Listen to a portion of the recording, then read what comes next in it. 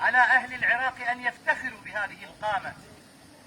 فالسيد أحمد الحسن رفع هاماتنا بين شعوب العالم عاليا كأعلم شخص على وجه الأرض، لكن لا يجد مستمعين، لا يجد قراء لما يقول، وكما قال المثل: لا رأي لمن لا يطاع.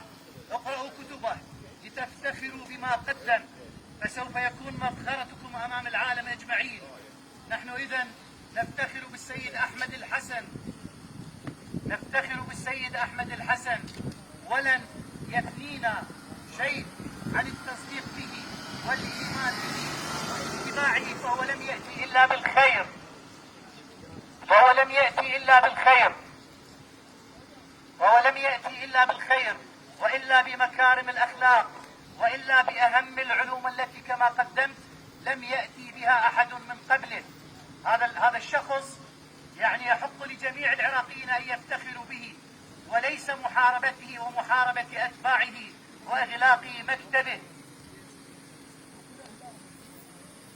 نعم كل أهل الأرض، لكن كعراقيين هو خرج بيننا وظهر بين أظهرنا.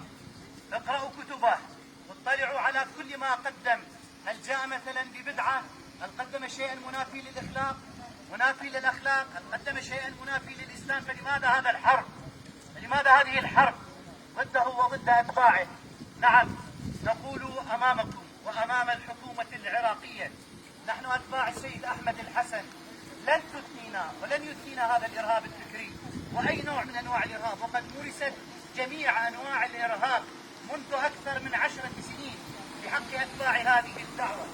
نطالبكم برفع هذا الحيف والظلم وهذه النظرة السوداء إلينا. اقتربوا من علومنا، اقتربوا من هذا السيد وما قدم، اطلعوا على هذا العلم الذي جاء به، اطلعوا على الأخلاق التي قدمها. لا يوجد هناك شيء ليستحق منكم هذه المحاربة وهذا القمع الفكري لأتباعه. والسلام عليكم ورحمة الله.